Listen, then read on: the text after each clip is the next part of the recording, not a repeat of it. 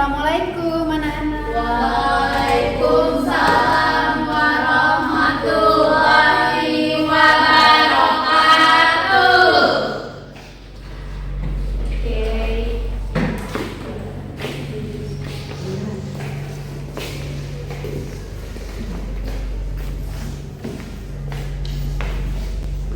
Sudah makan? Sudah, Bu. Oke, jadi kita hari ini akan belajar kimia. Nah, jadi kimia ini harus fokus, tidak boleh main-main supaya kita mengerti konsep dan juga mengerti akan maksud dari pembahasan yang akan kita pelajari pada hari ini. Paham? Paham, Bu.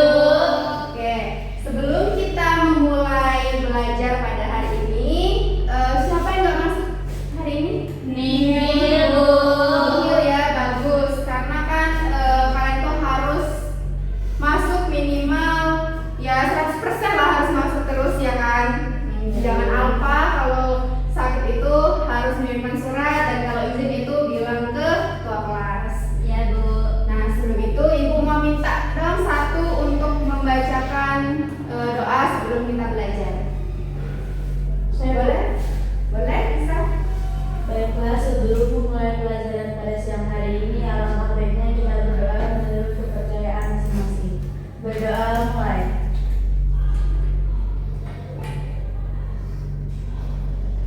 Berdoa selesai. Oke, jadi ada yang tahu nggak hari ini kita akan belajar apa? Nggak tahu, Bu. Belum ya? Belum tahu apa belum belajar? Belum tahu, Bu. Jadi kita mau mempelajari sifat koligatif Larutan.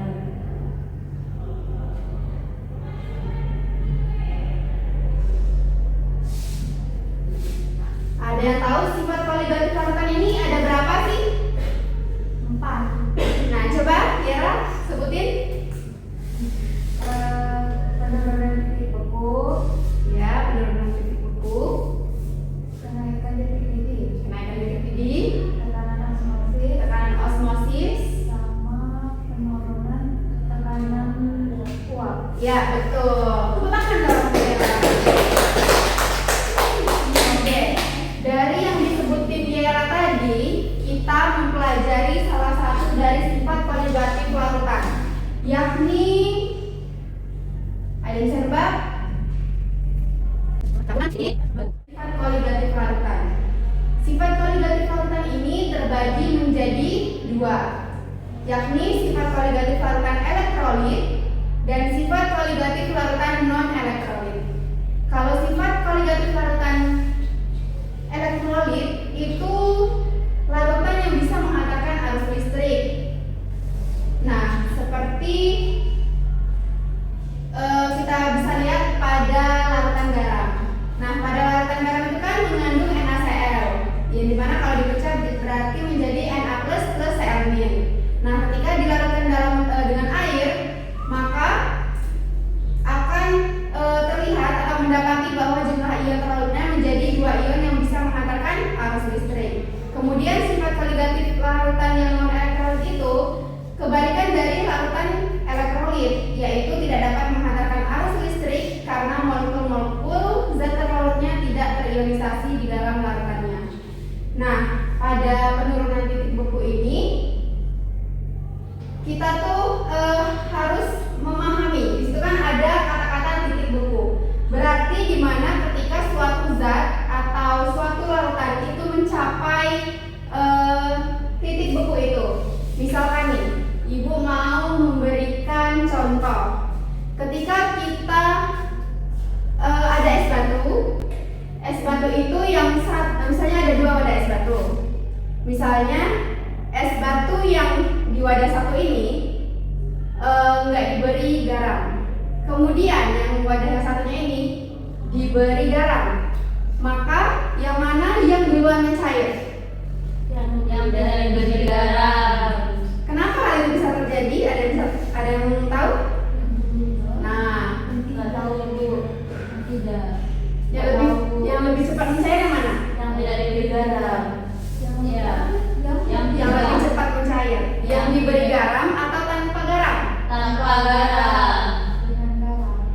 Betul, dengan garam. Nah, hal itu nanti akan kalian pelajari dari LKPD yang akan Ibu bagikan hari ini, yaitu mengenai sifat koligatif larutan dengan tema penurunan titik beku. Tapi sebelum itu kita berkenalan dulu nih dengan titik beku. Oke, nah jadi singkatnya yaitu titik beku ini adalah titik di mana air itu mulai membeku. Nah, titik beku normal suatu zat merupakan suhu ketika zat tersebut meleleh atau membeku pada tekanan 1 atmosfer, di mana 1 atmosfer itu adalah keadaan normal. Nah, jadi ini sama seperti reaksi bolak-balik, yaitu wujudnya itu cair, itu bisa berada pada titik beku sehingga menghasilkan H2O berbentuk padat.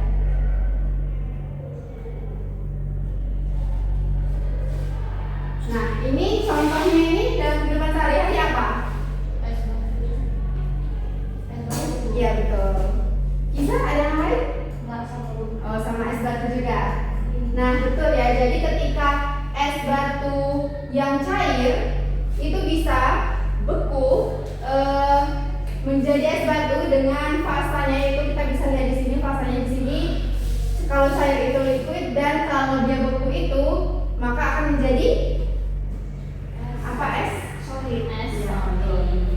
Baik, sepertinya Ibu sudah mencontohkan ini dalam kehidupan kalian juga. Supaya kalian lebih dapat konsepnya, kalian bisa mengisi LKPD yang Ibu berikan. Dan Ibu mau bentuk kalian menjadi 3 kelompok. Masing-masing kalian ada berapa? Ada 7 ya. Ada yang 2 dan 1 kelompok 3 orang. Boleh dibuat kelompoknya?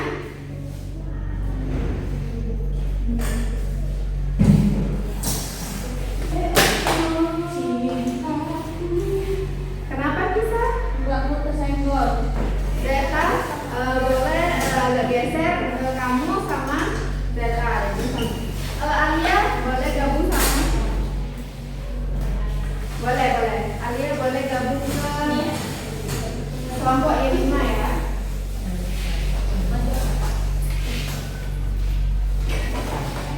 Oke. Ini nanti balikin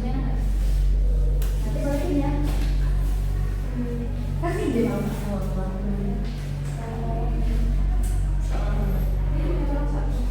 Sekali pinjam ini. Oh iya, minjem ya.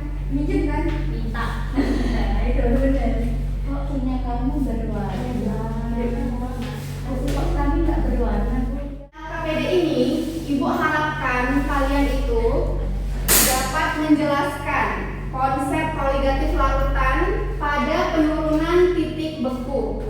Kemudian Ibu harap kalian itu mampu mengidentifikasi konsep sifat koligatif larutan di berbagai aplikasi dalam kehidupan sehari-hari. Jadi kalian tuh harus mendapatkan benar-benar konsep di kehidupan sehari-hari itu. Jadi di dalam kehidupan sehari-hari itu kan kita kan selalu berkaitan dengan kimia nih. Jadi kalian untuk memudahkan kalian memahami sifat koligatif larutan itu apalagi pada penurunan titik beku, kalian harus menghubungkan itu dengan kehidupan sehari-hari. Nah, di sini kan ada instruksi petunjuk dari pengisian. Nah, kalian bisa pahami dulu petunjuk dari pengisian LKPD itu apa saja yang harus diisi pada kolom-kolom pertanyaan itu. Kemudian boleh terlebih dahulu Sari. Nah, di sini kan ada nih nama kelompok berapa. Nah, di sini kelompok Mentari kelompok 1, yang Bima itu kelompok 2, dan Bisa itu kelompok 3 ya. Nah, namanya dibuat di sini udah ada nih 1, 2, 3. Jadi kalian bisa urutin nama kalian. Oke.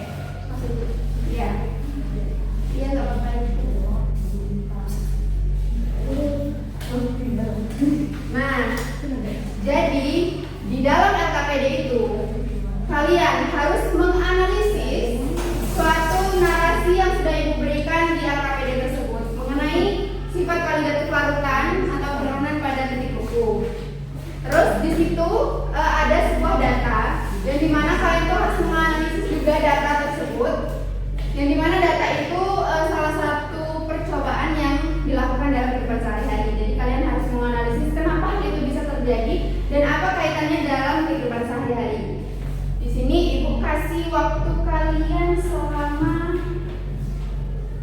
30 menit untuk mengisi AKPD tersebut. Ini langsung diisi semuanya ya Bu? Iya. Silakan mengerjakan, dan jika ada yang masih dibingungkan silakan ditanyakan.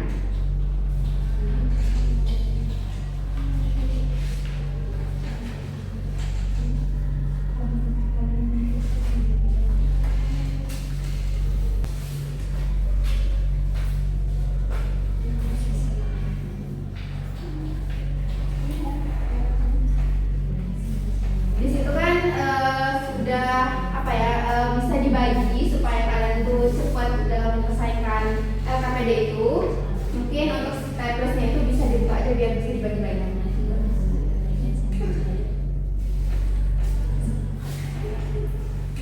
Bagaimana, ada kesulitan?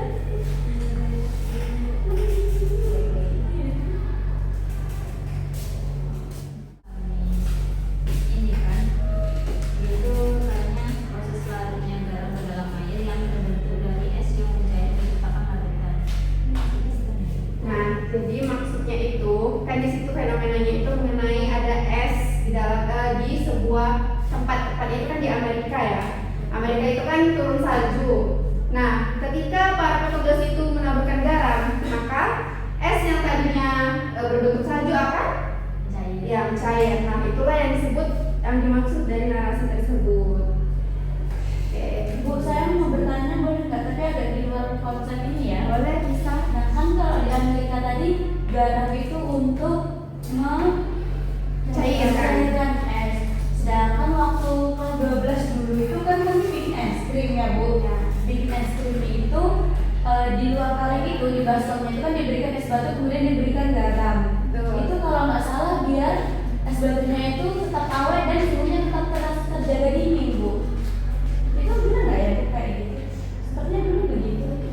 Jadi apa tadi ketika kalian waktu Ya, waktu kelas 12 kan dulu ada praktik bikin es krim tuh kan Bu. di semester 1 kemarin ya? Semester 1 ya? Iya. Oh ya, semester 1 ya. Baru pas semester 2 ini. Iya Bu. Itu kan kemarin praktik bikin es krimnya itu kan di luar kali itu kan kita kasih baskom Bu ya. Baskomnya itu kita kasih letakkan es batu, kemudian kita berikan garam supaya yang di luar itu tetap terjaga dinginnya dan es di dalamnya itu bisa beku tanpa kulkas. Kalau nggak salah seperti itu Bu. Oke, bagus ya pertanyaan kita. Jadi pada sifat koligatif penurunan titik beku ini pada pembuatan es krim ya tepatnya. Nah, ketika saat mendinginkan bahan baku. Nah, kita kan bahan dasar dari es krim itu apa sih? Susu, Kemudian air, nggak pakai air ya? Susu sama apa ya? susu aja Iya ya? Kami ya boleh. Apa ya kami kemarin? Kami terakhir. Iya, umum. Nah, jadi betul ya. Pada saat pembuatan es krim itu benar garam kita taburi di sekeliling es batu itu kan dalam baskom itu. Iya. Kemudian kita menggunakan kaleng sebagai tempat untuk menaruh susu agar susu tersebut berubah menjadi es krim. Nah, yang dimana fungsi dari garam itu sendiri itu untuk mengendalikan suhu. Yang dimana suhu selama pembuatan es krim itu sangat penting ya, karena kalau misalkan suhunya itu nggak dingin, maka dia nggak akan berubah menjadi es kan. Nah, tapi apa tadi maksud pertanyaan kita kan? Iya, kenapa berbeda Bu? Sedangkan kalau di Amerika itu garamnya itu buat mencairkan es batu kan. Sedangkan waktu pembuatan es krim garamnya itu kayak ditujukan untuk membuat es batunya itu lama mencair sehingga dia tetap dingin gitu Bu. Oke, jadi pertanyaan kita tadi sangat bagus sekali ya. Iya, Bu. Nah, kalian bisa perhatiin dulu. Jadi pertanyaan dari Bisa ini sangat bagus. Jadi pada saat membuat es krim itu kan campuran es batu ya, ditambah garam. Nah, itu kan yang garamnya itu kan berada di campuran es batu tersebut. Nah, itu tuh digunakan untuk menurunkan suhu di sekitar wadah es krim itu. Nah, karena garam menurunkan titik beku, es itu mencair sambil menyerap panas dari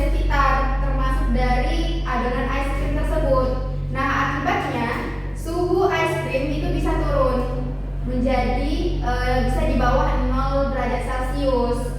Nah, ini kan cukup dingin untuk membekukan adonan es krim. Oleh karena itu, susu itu kan kalau kita lihat di proses pembuatan es krim itu nggak beku kan ya, tapi kayak masih berbentuk es krim gitu kan. Iya kan, Nah, es krim. Iya, dia tidak beku seperti air yang beku menjadi keras gitu kan. Dia tidak seperti es batu. Dia bisa menjadi. Nah, itulah fungsi dari garam itu tadi. Jadi dia fungsinya tetap sama-sama mencairkan esnya. Iya, dia itu menyerap panas dari sekitar adonan es krim itu tadi, sehingga suhunya itu berada di bawah 0 derajat Celcius. Oleh karena itu dia bisa jadi dingin karena menyerap dari yang si es batu tadi ke dalam kaleng. Karena tadi kan kaleng ya, bukan plastik. Jadi itu bisa membawa dingin ke es krim itu. Oleh karena itu es krim itu bisa menjadi beku atau bisa berubah menjadi es krim. Nah, saat bedanya dengan yang di Amerika itu kan di jalanan yang bersalju ya. Di saat petugas itu menaburkan garam di atas salju, nah garam itu menurunkan titik beku salju itu tadi, sehingga es yang mencair itu menjadi air. Nah, meskipun udara itu kan masih 0 derajat Celcius ya, di Amerika itu kan sangat dingin ya. Tujuannya itu ya itu tadi, supaya jalan itu tidak licin, kemudian salju itu cepat meleleh, jadi tidak menyusahkan orang-orang warga di Amerika itu. Boleh nggak nanti lagi? Ya boleh.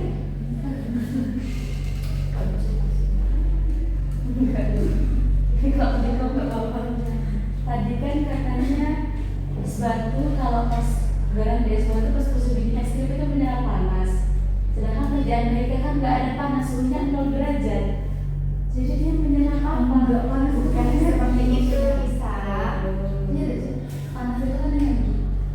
Iya. Yang maksud itu energi. Iya, nah jadi kan es krim itu ya.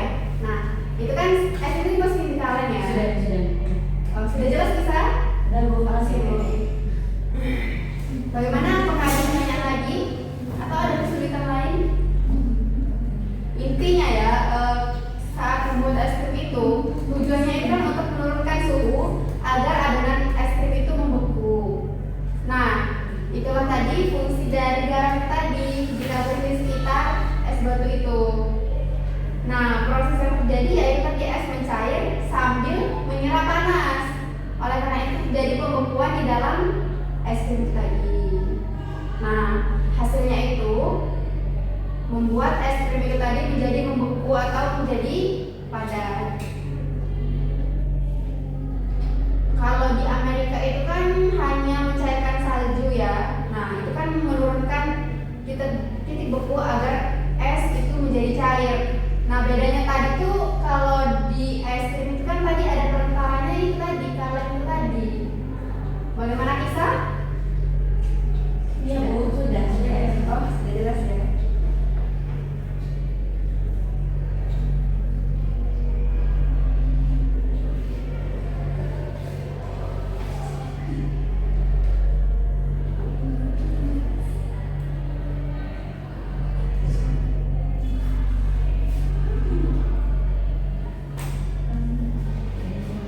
Oh iya ya, sorry. dia kan sering ngomong begitu tadi. Aku sih enggak ya, malas kalau gitu.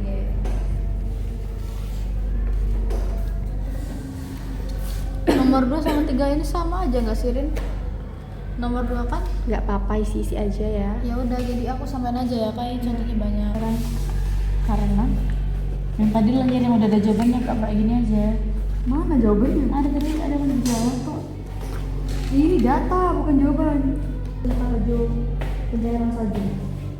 Kalau gue pertama titik bekunya air itu kan jadi turun. Nah kalau misalnya titik bekunya turun itu karena dia itu membentuk komputan yang menghambat pembentukan jaringan kristal es.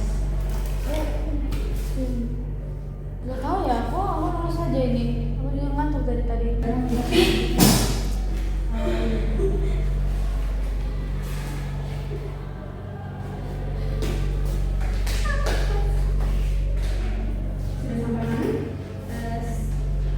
Analisis Bu. Kok cepat banget sih? Analisis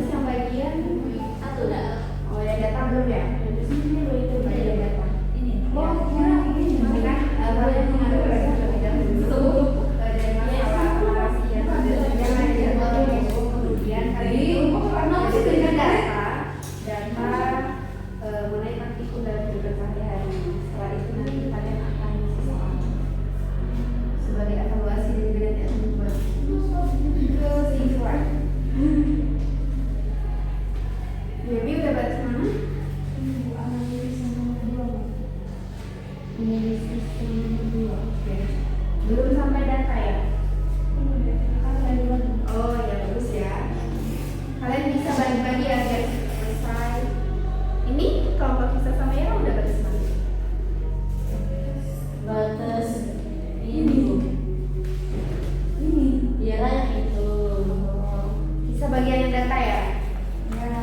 Oh iya. Jadi di situ ibu berikan narasi contoh narasi dalam kehidupan sehari-hari dan juga ini ya data agar bisa kalian memahami kerunan buku itu.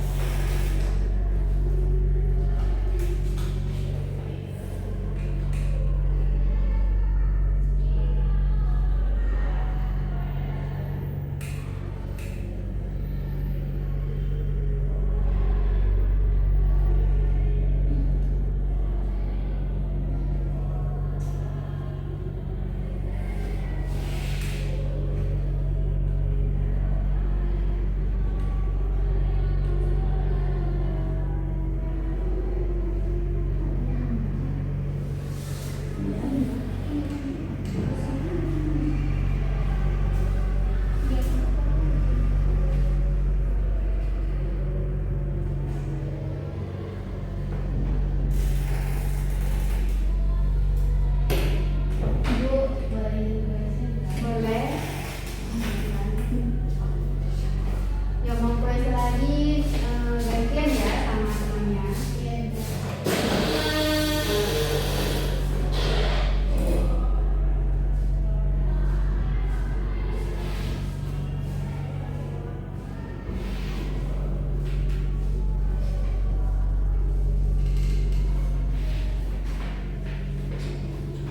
Setelah ini kalian akan mempresentasikan per kelompok ya. Jadi diharap teman-teman yang presentasi yang lagi presentasi itu diperhatikan, dan jika ada yang belum dipahami boleh ditanya sama kelompok yang lagi presentasi.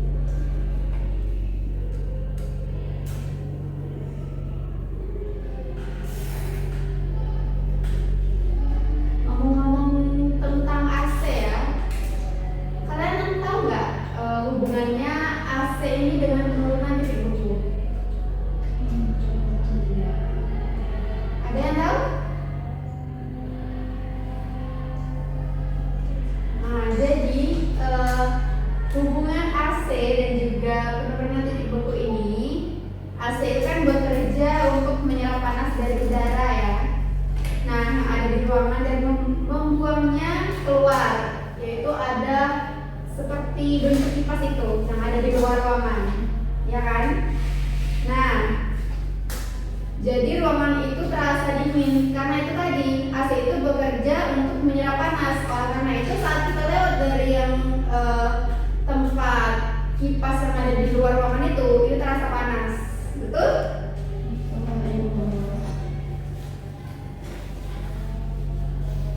Yang mana prosesnya itu nggak menggunakan penurunan titik beku secara langsung sebenarnya, tapi menggunakan prinsip termodinamika dan perubahan fase, di mana ketika fase cair itu berubah menjadi gas atau dari zat pendingin itu.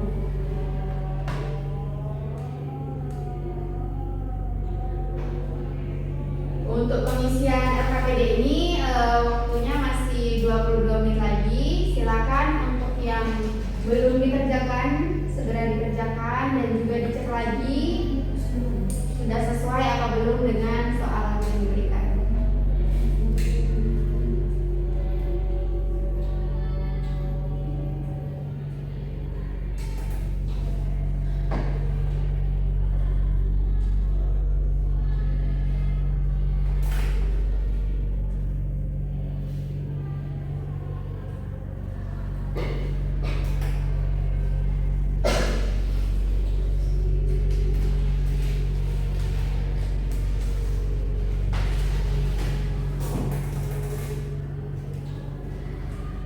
Sebenarnya pada penurunan titik beku itu kalian harus memahami ya dari faktor-faktornya. Nah, dari faktor-faktornya ini kalian bisa nih mengerti akan konsep penurunan titik beku itu.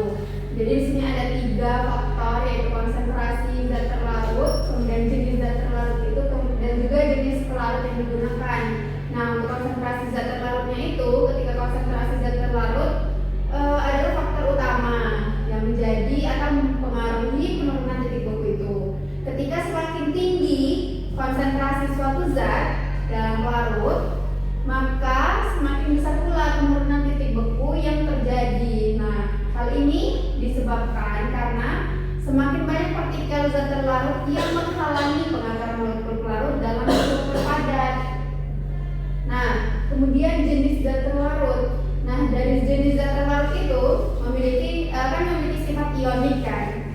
Nah, jadi dia terdisosiasi ke dalam ion-ion di dalam larutan, kemudian menyebabkan penurunan titik beku yang lebih besar dibandingkan dengan zat terlarut atau non-ionik.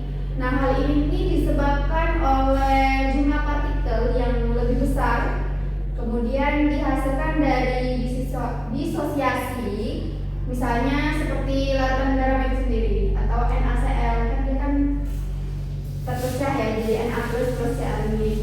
Nah, jadi terdisosiasi menjadi 2 ion sehingga memberikan efek yang lebih besar dibandingkan dengan molekul gula yang tidak terdisosiasi. Oleh karena itu pada larutan elektrolit itu NaCl itu kan termasuk larutan elektrolit kuat apa lemah? Garam itu termasuk ke larutan elektrolit kuat atau lemah? Ya. Nah, sedangkan gula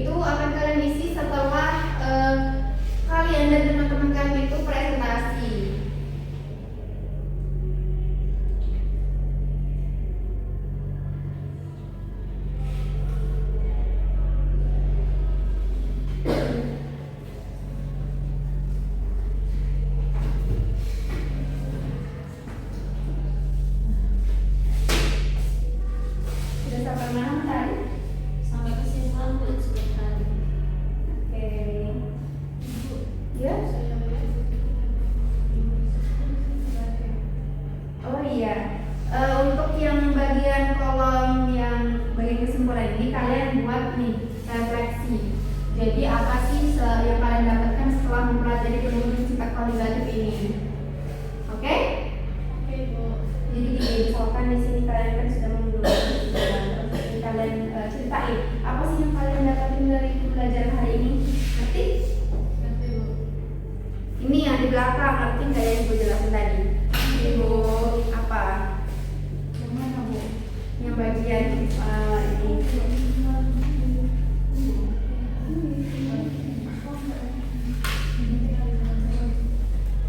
Bagian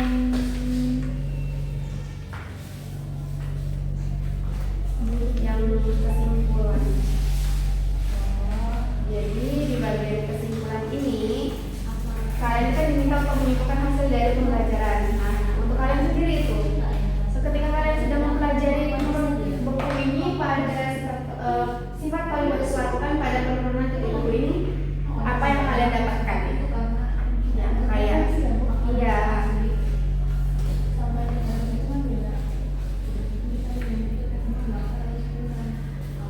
Alia, apakah udah selesai?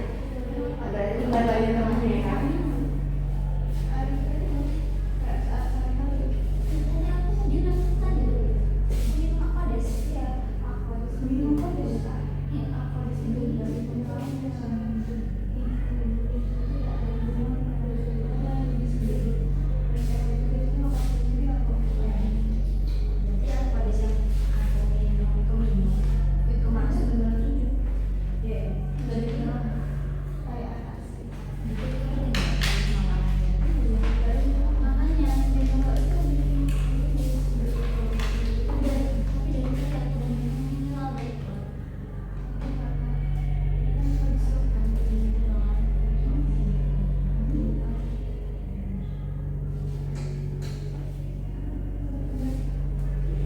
Oh iya, jadi itu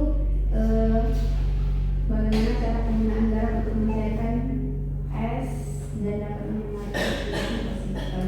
Ya, jadi apa sih penggunaan garam itu untuk pencairan es atau salju yang ada di Amerika itu agar dapat menjaga keseimbangan ekosistem lokal. Jadi apa sih faktor yang mempengaruhinya gitu? Ya. Mentari apa sudah? Sudah, Bu. Sudah ya. Bagian penulisan narasi dan juga analisis data sudah ya. Oke. Ketemu temannya yang belum ya? Ya, Bu.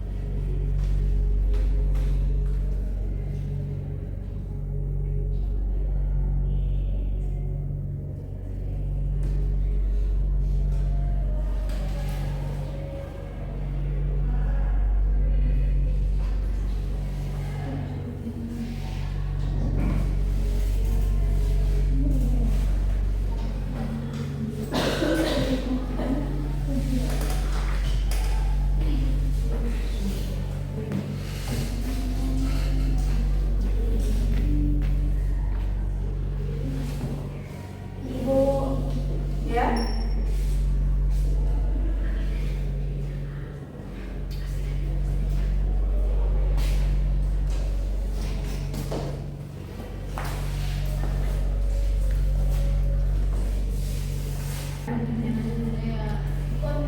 Aku nanya, aku kan bilang nanya. Karena ada sampai mana?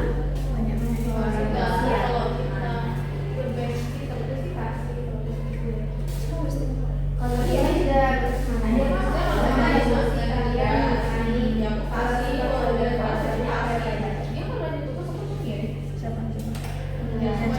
Bisa sama Hera gimana ada kesulitan?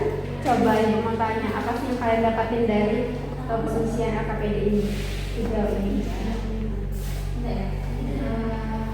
Yang tahu itu bahwa penanganan bobo itu dapat dilakukan oleh darah karena dia kalau dia langsung kasih ini garam itu bisa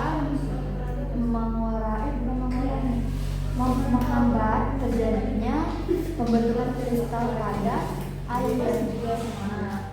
Kenapa? Karena ion dari Na plus dan Cl- itu dia mengganggu keteraturannya molekul air. Ibaratnya kayak gini, misal kan dalam campuran suatu zat yang berbeda itu kan ada reaksi yang terjadi kan. Ya. Nah, jadi si Na plus Cl ini kayak mengganggu si ion-ion yang ada di air, misalnya kayak H2, H plus dan O2 min. Nah, itu diganggu sehingga air itu membutuhkan suhu yang lebih rendah untuk bisa membeku. Oke, bagus ya. Bisa menganalisis dari hasil narasi yang udah Ibu berikan ya hari ini. Bagus ya. Kelompoknya ya Bima sama Zalfa, apa yang kalian dapetin dari hasil pemeriksaan AKPD ini? Kalau secara keseluruhan ya Bu, untuk sifat kualitatif larutan yang pernah di buku ini sebenarnya itu manfaatnya itu kan banyak. Kalau di sini kan diambil contohnya itu tentang penaburan garam kan Bu di jalan yang di Amerika itu salah satu bentuk penerapan sifat kualitatif larutan untuk yang pernah di buku. Nah itu sebenarnya banyak manfaat lain dan juga prinsip itu tuh bisa diterapin juga untuk bisa diterapin juga untuk prinsip yang lain yang menggunakan hal serupa yang gunanya itu juga untuk memudahkan kegiatan manusia. Nah, mungkin maksudnya mau dijelasin nanti pas presentasi. Iya, betul ya. Betul sekali apa yang sudah dijelasin sama Bapak. Untuk Mentari, apa yang udah didapat dari hasil pengisian AKPD? Analisis. Jadi menurut narasi biasanya kan saya sudah membaca kan Bu, dia itu membahas mengenai garam, di mana garam itu digunakan untuk mencairkan es di jalanan di Amerika. Nah, karena garam itu memiliki dia itu mampu menurunkan suhu tubuh. Dia itu mampu mencairkan es tersebut dan mencegahnya membeku kembali Bu. Ya, betul. Menurut saya seperti Jadi itu. dampak positif untuk negara itu apa? Dampak positifnya adalah ketika musim salju ini kan biasanya jalan-jalan itu licin ya Bu. Rumah-rumah itu banyak terkubur oleh salju, jadi kita bisa memanfaatkan garam ini untuk mencairkannya Bu, supaya jalan-jalan itu tidak menjadi licin dan tidak membeku, terlalu membeku. Oke, bagus ya kelompok Mentari sebenarnya. Aduh.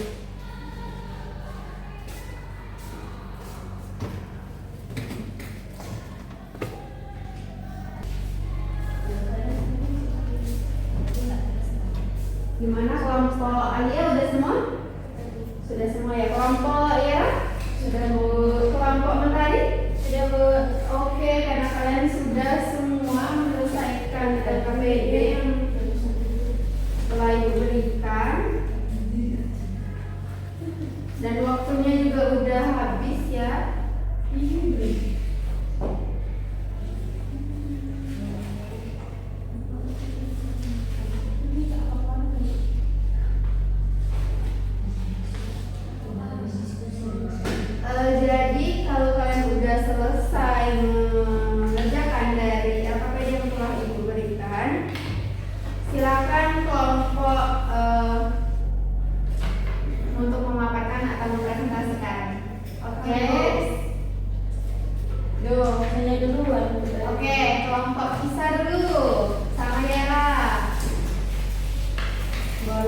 Bu. Terus. Oh iya.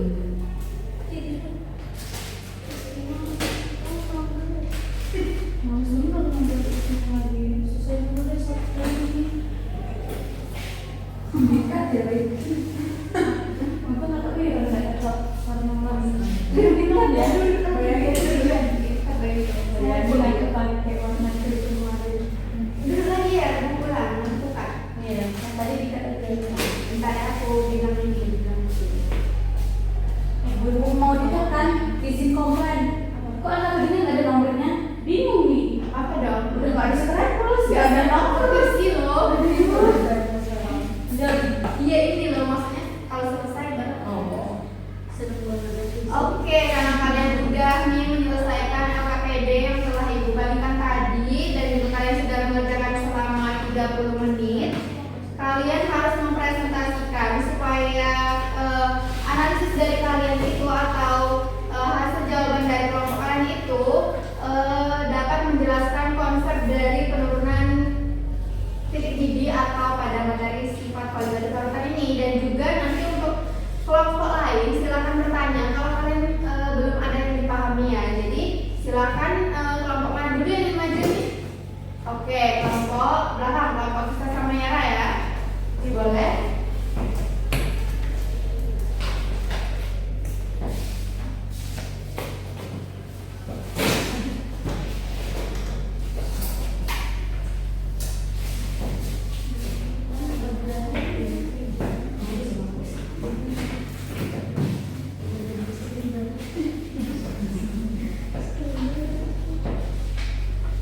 Saya buka dulu ya.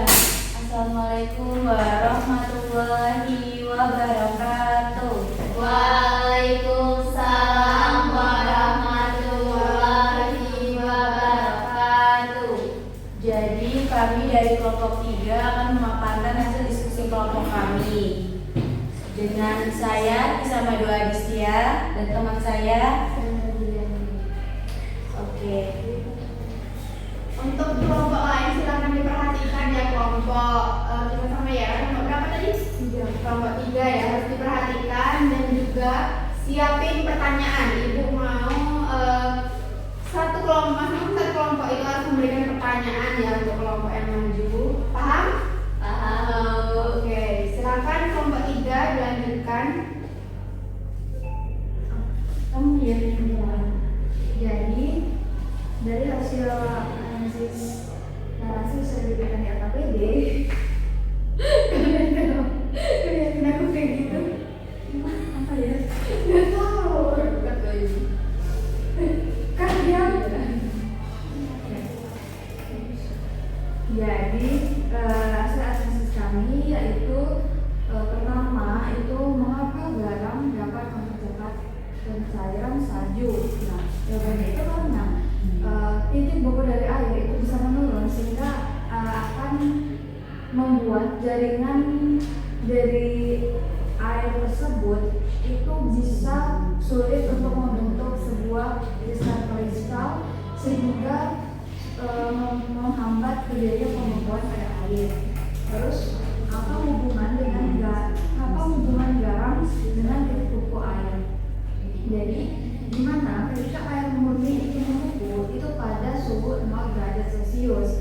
Ketika garam atau NaCl ataupun zat laut yang lain, dalam hal ini kita akan fokus ke NaCl ditambahkan ke dalam air, maka ion Na plus dan Cl itu akan mengganggu keteraturan molekul air yang sedang membentuk kristal es. Ibaratnya tuh misal aku mau lewat tapi ada gas pengganggu, jadi aku disenggol-senggol, jadi aku tuh susah untuk mencapai tujuan arahnya aku. Nah, hal inilah yang terjadi pada pembekuan es yang pencairan es yang disebabkan oleh NaCl. Akibatnya air memerlukan suhu yang lebih rendah untuk bisa membeku. Inilah sebabnya titik beku air itu menjadi lebih rendah dari 0 derajat Celcius. Terus hubungannya itu intinya itu ketika konsentrasi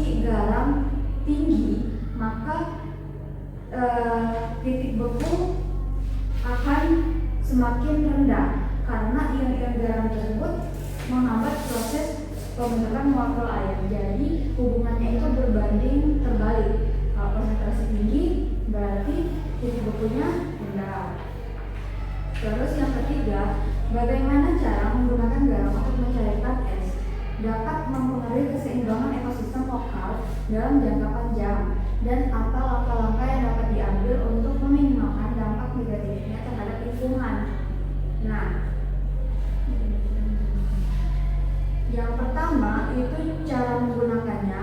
Garam atau NaCl itu ditabur di jalan yang bersalju agar bisa menurunkan titik beku air, sehingga air itu mencair walaupun suhu di sekitarnya itu di bawah 0 derajat Celcius karena dia bisa menghambat pembekuan dari air. Terus namun dalam jangka panjang akumulasi garam di lingkungan itu bisa menimbulkan berbagai dampak ekologis. Nah, kita tahu sendiri bahwa sesuatu hal yang berlebihan itu tidak baik. Sama halnya dengan penambahan garam di jalan-jalan yang bersalju, walaupun niatnya itu baik. Nah, yang pertama itu dampak terhadap ekosistem lokal itu pada tanah. Dampak negatifnya itu ion Na+ dan Cl- itu merusak struktur tanah atau meningkatkan salinitas, di mana dia dapat mengganggu penyerapan air dan nutrisi tanaman, serta menyebabkan daun mengering dan tanah menjadi keras. Terus yang kedua itu pengaruh terhadap air tanah dan perairan, di mana garam larut terbawa limpasan ke sungai atau danau sehingga meningkatkan kadar salinitas hingga dapat mengganggu organisme air tawar.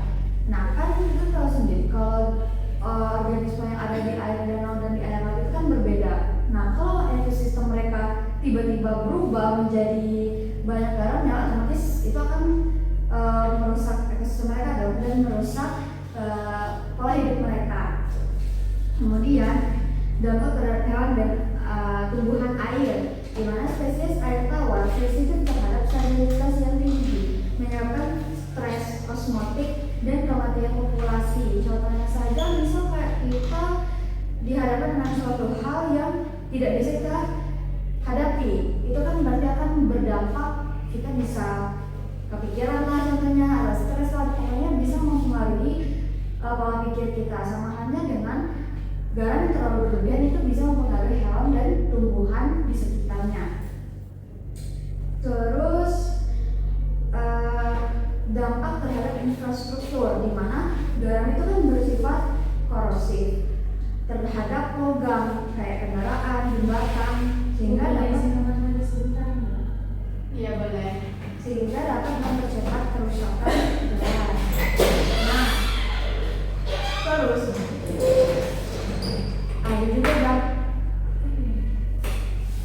cara atau solusi untuk meminimalkan dampak negatif tersebut adalah yang pertama, penggunaan alternatif ramah lingkungan, yaitu garam alami seperti kalium asetat atau magnesium klorida. Dia lebih cepat terurai dan kurang korosif sifatnya. Terus campuran pasir dan garam untuk mengurangi jumlah garam yang digunakan. Jadi kayak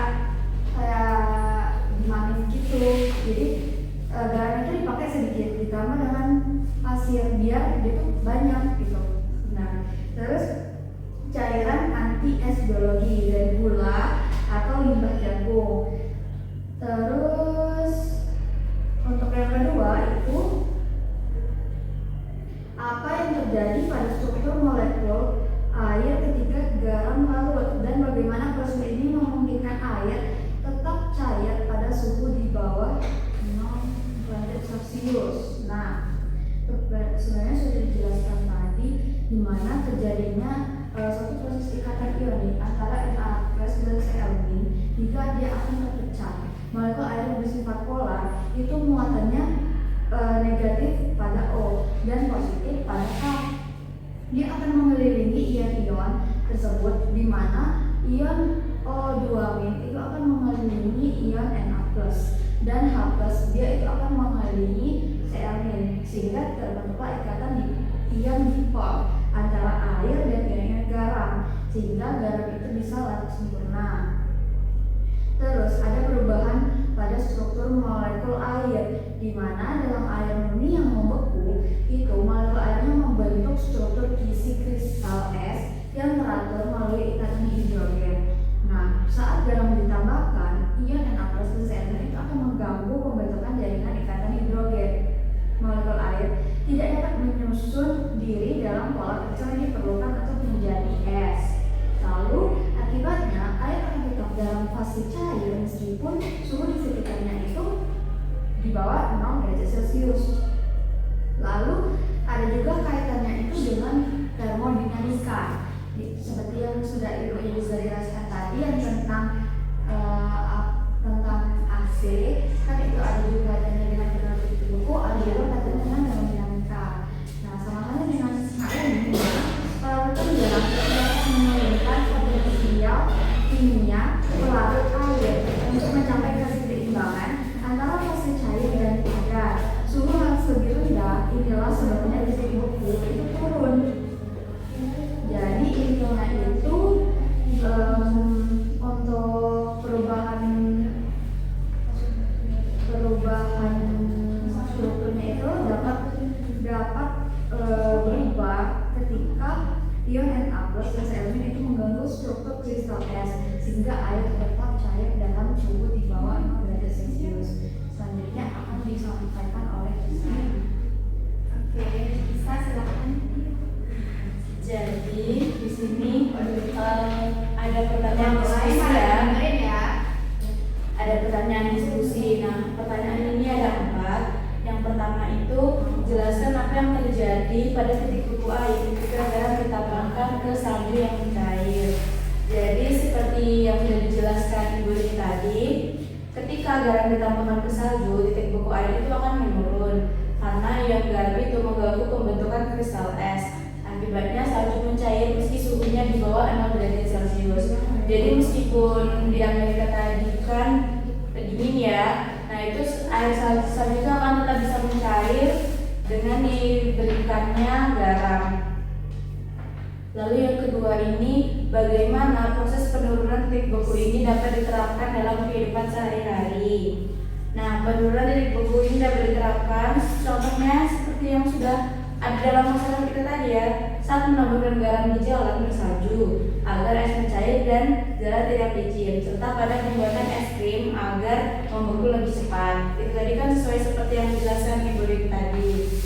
Lanjut soal nomor 3, berikan contoh lain di luar konteks salju di mana sifat koligatif digunakan dan ya. Nah, selain untuk pembekuan atau es-esan tadi, sifat koligatif lautan ini bisa kita gunakan pada saat proses pengasinan ikan asin.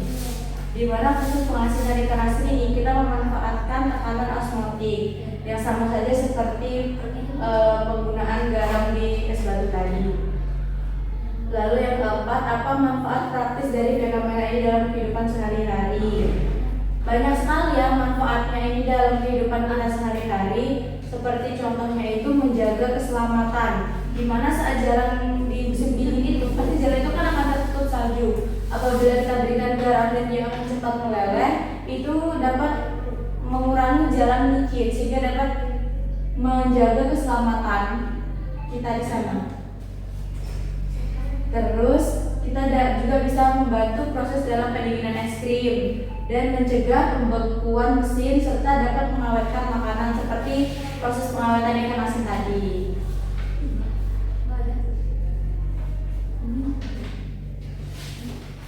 Baiklah. Apakah ada kesimpulan dari hasil penelitian yang terjadi ini? Kesimpulan dulu. Ada bukan?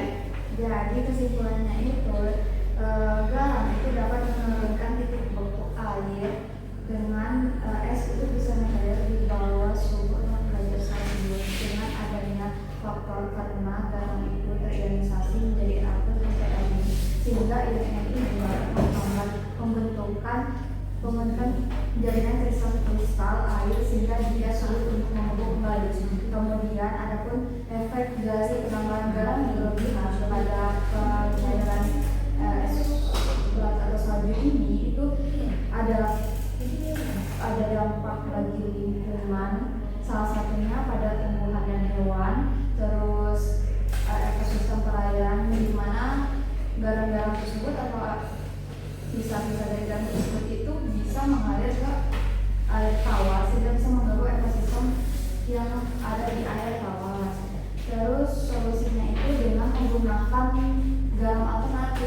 sih garam yang ramah lingkungan kayak magnesium klorida.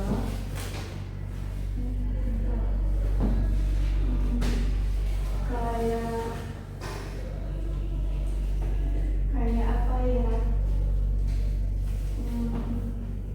Ya sih, magnesium klorida ya sih pakai garam alternatif, ya garam alternatif magnesium klorida atau enggak kalium asetat sehingga dia lebih ramah lingkungan. Dan udah. Oke, terima kasih. Tepuk tangan dulu untuk kelompok ya. Oke, silakan ya untuk kelompok lain yang ingin bertanya. Ya, silakan. Saya mau nanya dikit ya Bu. Tadi kan aku dengar yang bagian era itu kan berapa kali ngomong tentang salinitas ya. Nah, salinitas itu apa sih maksudnya? Soalnya aku kurang tahu. Terima kasih. Ini salinitas itu ukuran atau jumlah garam yang larut dalam air. Nah, biasanya itu sampelnya itu gram per liter. Tadi aku jelasinnya itu tentang gimana ion NaP plus Cl itu bisa merusak struktur tanah atau meningkatkan salinitas. Maksudnya itu meningkatkan jumlah garam yang larut dalam air tersebut. Bagaimana? Kelompok Delta apakah sudah jelas? Apakah ada lagi yang ingin bertanya? Kalau mau bertanya, nggak mau bertanya? Tidak, baiklah jika tidak ada yang mau lagi bertanya. Apakah Ibu ada yang ingin ditambahkan? Oke, mungkin dari Ibu tadi berarti kalian itu mengambil contoh lainnya tadi mengenai pengawetan ikan asin ya pada sifat pada penurunan beku itu tadi. Oke, bagus ya dari kelompok Kisah dan Mira, mungkin beri aplaus lagi. Oke, selanjutnya yaitu silakan Tutup dulu ya, Bu. Ya. Demikianlah hasil diskusi yang dapat kami sampaikan. Apabila ada salah kata dan perbuatan kami mohon maaf. Kami akhiri. Wassalamualaikum warahmatullahi wabarakatuh. Waalaikumsalam warahmatullahi wabarakatuh. Oke, kelompok selanjutnya. Kelompok Oke, kelompok yang 5 dulu. Sama Jalfa sama Alia. Silakan. Misalnya kita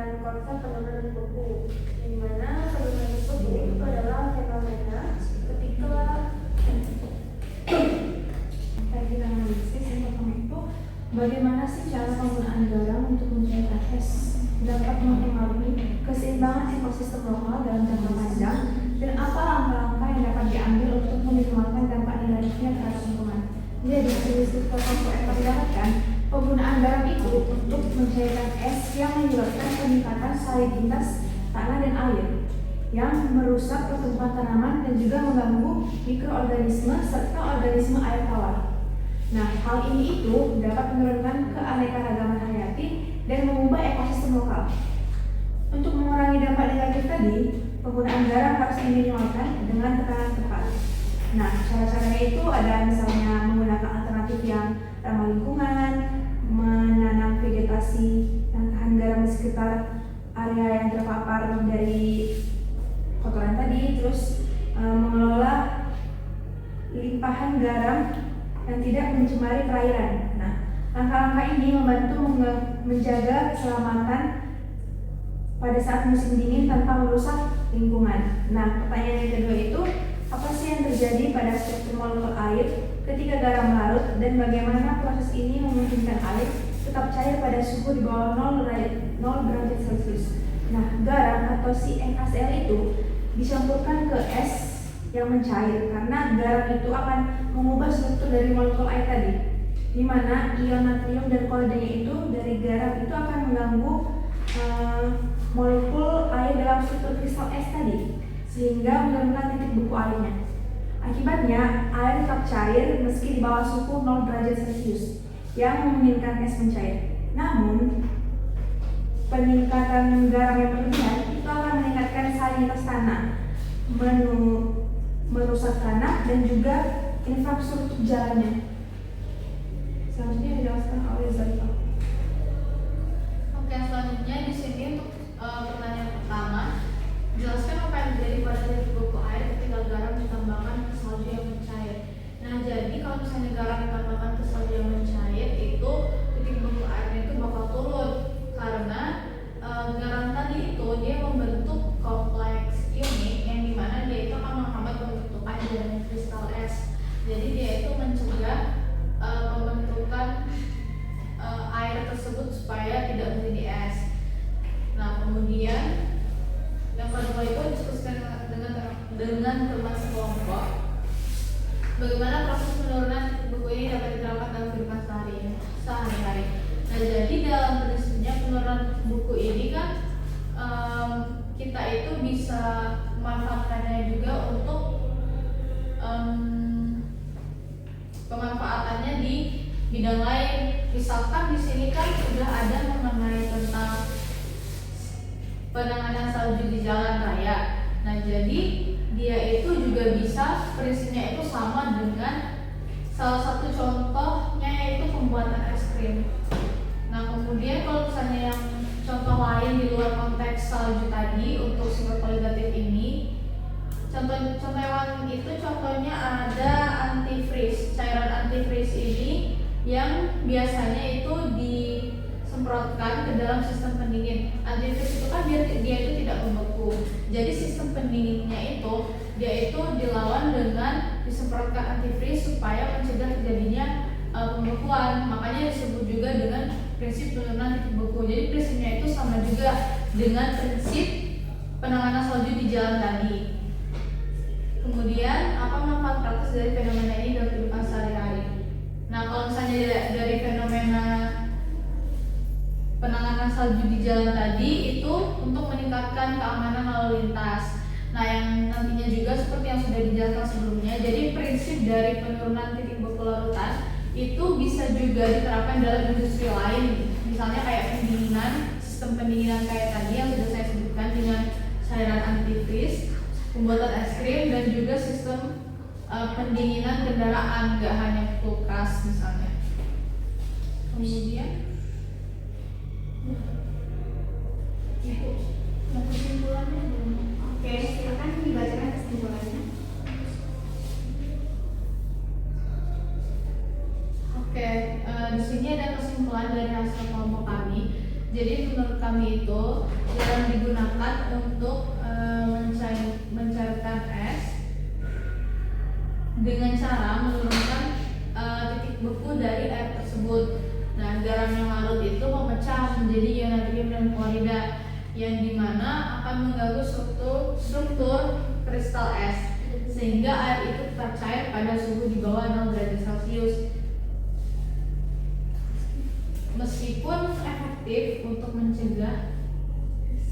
mencegah es licin di jalan, tetapi penggunaan garam yang berlebihan itu juga dapat meningkatkan salinitas tanah. Tetapi prinsipnya itu masih bisa dimanfaatkan untuk kehidupan sehari-hari. Untuk refleksinya, jadi setelah mempelajari penggunaan garam untuk mencairkan es, itu dapat direfleksikan bahwa fenomena ini sangat berkaitan dengan sifat kualitatif larutan, khususnya pada penurunan titik beku. Garam yang larut itu memecah jadi ion yang mengganggu pembentukan. Jadi air itu kan tetap cair walaupun suhunya itu di bawah 6 derajat Celcius.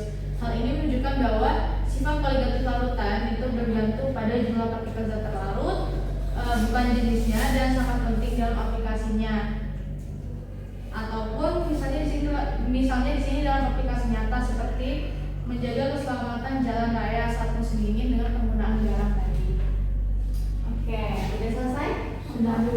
Kelompok berapa kali?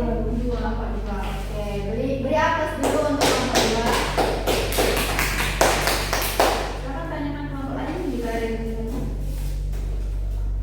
Kelompok lain apakah ada yang ingin bertanya? Saya Oke, kelompok Natali ya. Jadi mengenai garam yang bisa mencairkan es di Amerika ya. Jadi pertanyaannya, mengapa larutan garam itu dapat menurunkan titik beku air lebih besar dibandingkan larutan gula dengan konsentrasi yang sama? Apakah gula itu bisa juga melarutkan atau mencairkan es? Ya.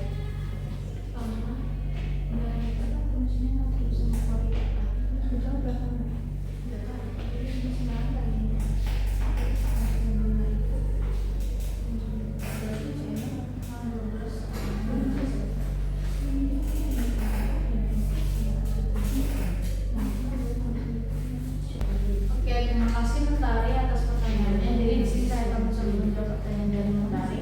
Tadi Mentari bertanya kan kenapa larutan garam itu yang digunakan untuk mencairkan salju kan, misalnya kenapa nggak pakai gula? Nah, pertama-tama kan kita tahu nih penyusun dari garam itu kan natrium klorida ya. Jadi dia itu terurai menjadi Na+ dan ceamin. Nah, itu kan ion-ion yang sifatnya itu dia itu termasuk larutan elektrolit Na dengan Cl kan. Nah, adapun kalau misalnya tadi untuk sifat kualitatif larutan itu kan bergantung pada jumlah partikel zat yang terlarut, bukan jenisnya. Nah, jadi jumlah partikel zat terlarut itu di sini berpengaruh karena dia itu larutan elektrolit. Kalau misalnya gula itu dia partikelnya dia itu termasuk larutan non elektrolit.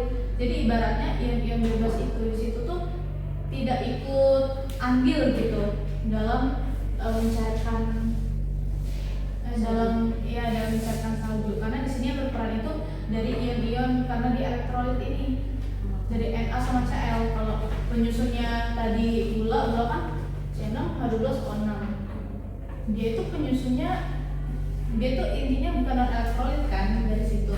Makanya untuk keefektifannya dalam penurunan titik beku ini jauh lebih besar dibandingkan gula tadi karena dia itu lebih elektrolit.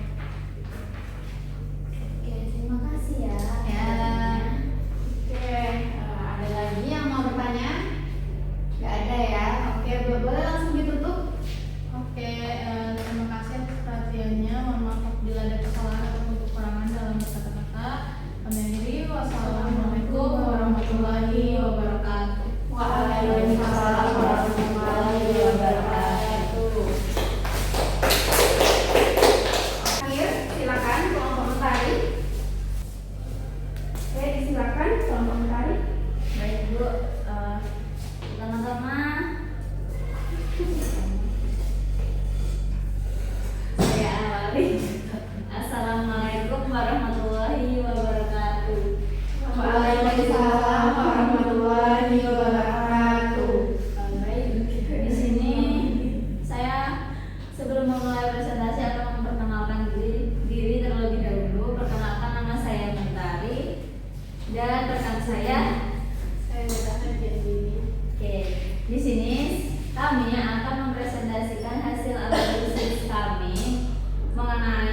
penurunan titik beku yang dimana kita menganalisis narasi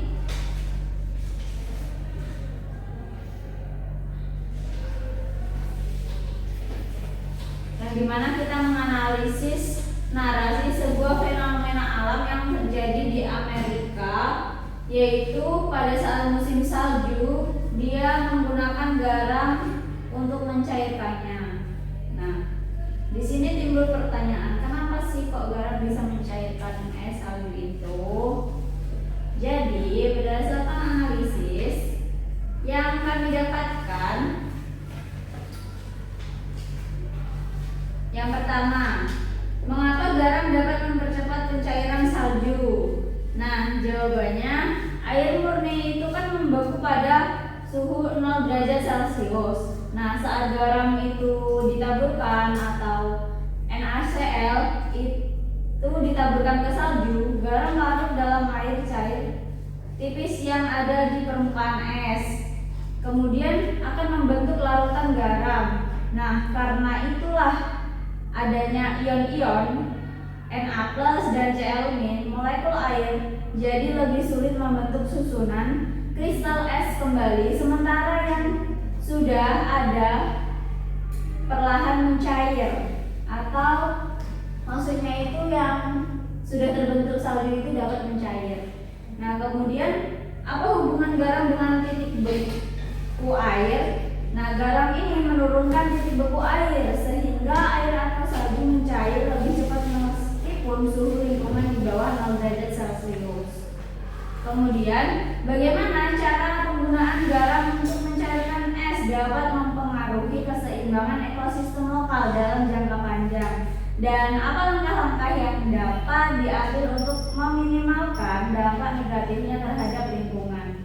Nah, menurut kami penggunaan garam untuk mencairkan salju dalam jangka panjang ini dapat merusak komposisi pada tanah dan kesuburan tumbuhan, di mana jika garam ditaburkan secara berlebihan itu dapat merusak komposisi tanah itu sendiri.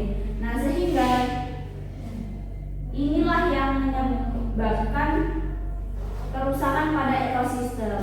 Nah, jadi agar mengurangi dampak negatif dari penggunaan garam untuk mencairkan salju ini, kita perlu menggunakan garam itu seperlunya saja. Kemudian kita perlu melakukan perawatan jalan sebelum salju turun, di mana ketika kita antisipasi menaburkan garam tersebut sebelum prediksi atau sebelum salju turun, itu kan lebih membutuhkan garam sedikit dibandingkan ketika saat salju itu turun. Nah, kemudian pertanyaan selanjutnya, apa yang terjadi pada struktur molekul air ketika garam larut dan bagaimana proses ini memungkinkan air tetap cair pada suhu di bawah 0 derajat Celcius? Nah, air murni atau H2O ini memiliki ikatan hidrogen yang kuat antara molekulnya saat membeku. Nah, molekul air ini tersusun teratur membentuk isi kristal es yang renggang.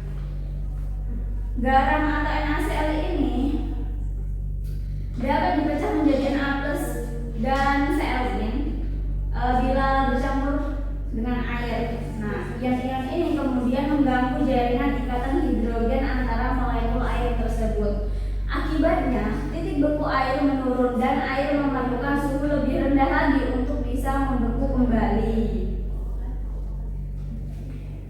Oke, selanjutnya akan dijelaskan oleh teman saya.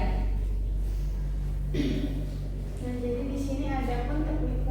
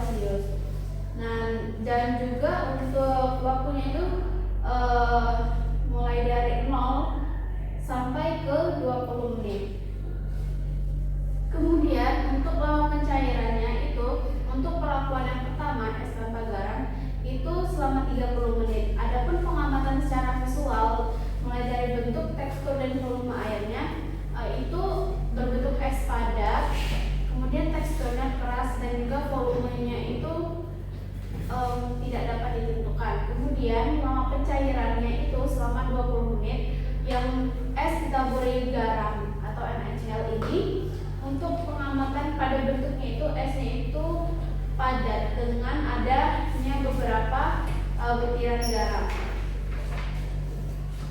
Dan selanjutnya, nah untuk pertanyaan dan juga jawaban ataupun analisis yang pertama itu apa yang terjadi pada titik beku air ketika garam ditambahkan ke salju yang mencair. Jadi untuk analisisnya itu sendiri, ketika garam itu ditambahkan ke salju yang mulai mencair, titik beku pada air itu akan turun. Akibatnya air tetap akan berada pada wujud cair pada suhu di bawah 0 derajat Celcius. Dan yang kedua itu bagaimana proses penurunan titik beku ini dapat diterapkan dalam kehidupan sehari-hari. Itu bisa diterapkan dalam kehidupan sehari-hari, misalnya itu kayak garam ditaburkan ke jalan bersalju supaya cepat mencair. Kemudian contoh lain di luar konteks salju di mana sifat koligatif itu bisa digunakan. Itu contohnya ada pada kosmetik ataupun lebih spesifiknya itu lotion, gliserol dan juga etanol, bahan yang tidak mudah beku karena memiliki kemampuan menurunkan titik beku. Dan yang keempat itu apa manfaat praktis dari fenomena ini di dalam kehidupan sehari-hari. Musim dingin itu dapat mencegah pada musim dingin garam ini dapat mencegah jalan itu menjadi licin dan beku, dan juga bisa mencegah produk tidak mudah mencair pada kosmetik dan juga lotion. Nah, adapun ada tanya.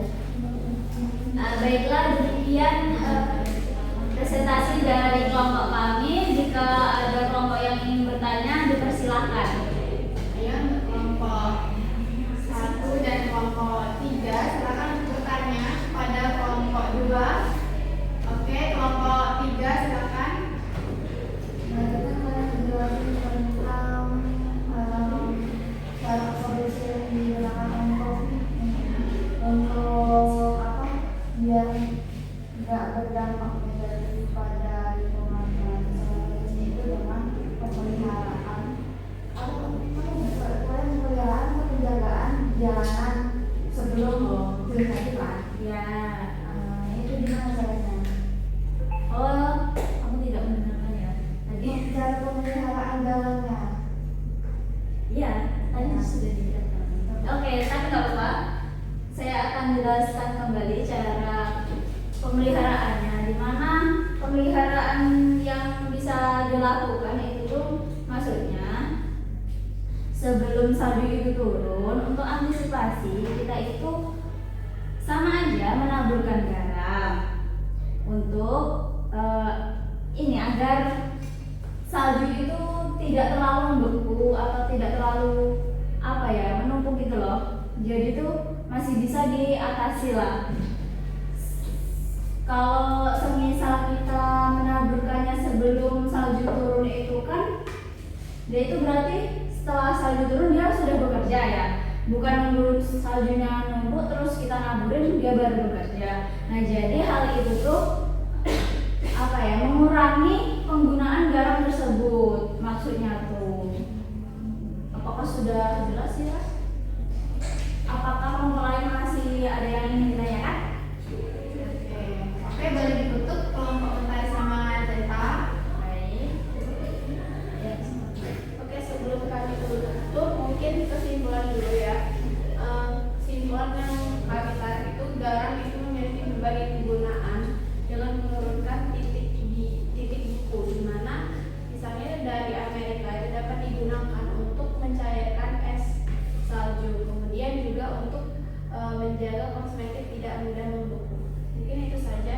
Ya. Boleh ditutup. Baik, sekian presentasi yang dapat kami sampaikan. Lebih dan kurangnya kami minta maaf. Kami akhiri. Wassalamualaikum warahmatullahi wabarakatuh. Waalaikumsalam warahmatullahi wabarakatuh. Tangan untuk kelompok tadi. Oke, tadi kan kalian sudah mempresentasikan setidaknya dari 3 kelompok. Jadi pasti kalian tuh udah dapat nih konsep dari sifat koligatif larutan pada penurunan titik beku ini. Nah, kalau ibu sederhanakan nih ya, jadi bayangkan sebuah molekul zat terlarut itu adalah seperti penghalang atau pengganggu. Jadi penghalang atau pengganggu di sebuah pesta molekul nih, molekul pelarut.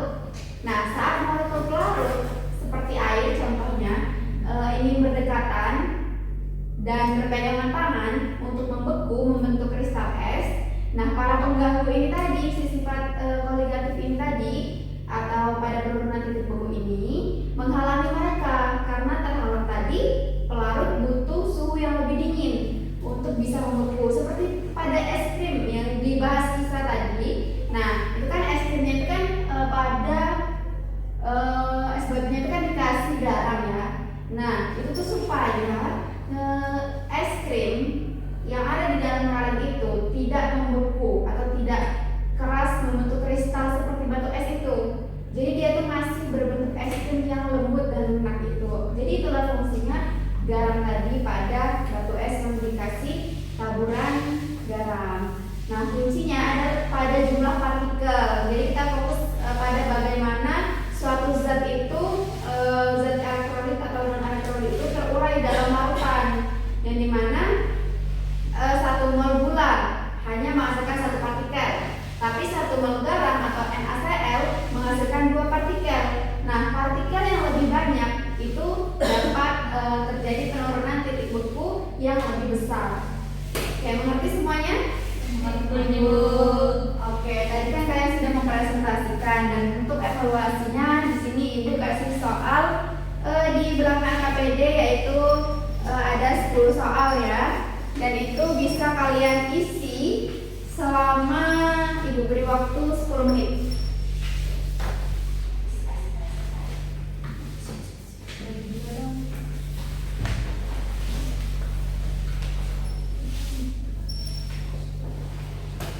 Kan kalian udah dapet nih konsep dari penurunan titik beku tadi.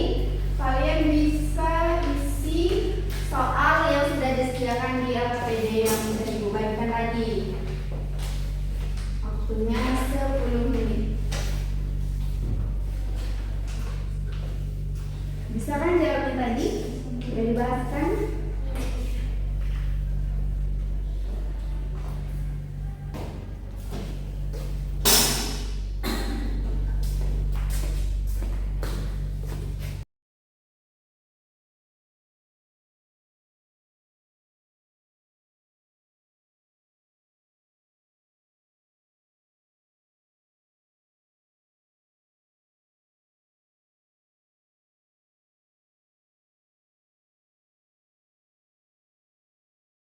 Soalnya sudah boleh dikumpulin ya. Nah, ini Ibu start terus dulu.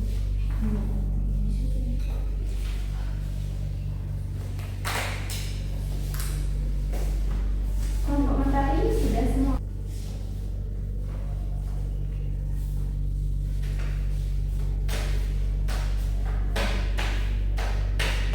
Ibu. Oke.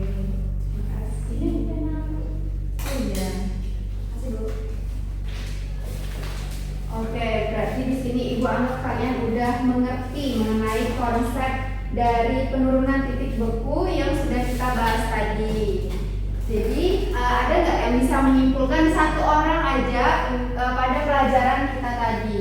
Silakan simpulin atau nanti Ibu tunjuk. Boleh Yara untuk simpulkan hasil pembelajaran kita pada hari ini. Oke, Boleh berdiri. Jadi untuk kesimpulan pembelajaran hari ini kita mulai belajar mengenai sifat koligatif yang merujuk pada penurunan titik beku, di mana penurunan titik beku ini dapat terjadi karena adanya proses penurunan akibat zat lain. Salah satu contohnya itu peristiwa yang ada di Amerika, yaitu satu garam dapat mencairkan es akibat adanya suatu ion dari NaCl, yaitu NaCl2Cl yang bisa menghambat atau merusak molekul-molekul dari air tersebut untuk berubah menjadi air atau berubah menjadi es, Nah, akan tetapi penggunaan garam yang berlebihan di daratan itu bisa merusak lingkungan. Salah satunya itu dapat mencemari tanah. Sekitarnya. Mungkin itu saja. Oke, lengkap sekali ya tentang Tiara. Oke, Ibu minta untuk kembali ke tempat semula, tempat duduknya, boleh duduk kembali. Ibu. Kita akan segera pulang. Oke, berakhir sudah pembelajaran kita pada hari ini, yaitu mengenai penurunan titik didih pada sifat koligatif larutan. Sebelum kita pulang, ada baiknya kita berdoa terlebih dahulu. Boleh satu orang yang memimpin? Ya, silakan bisa.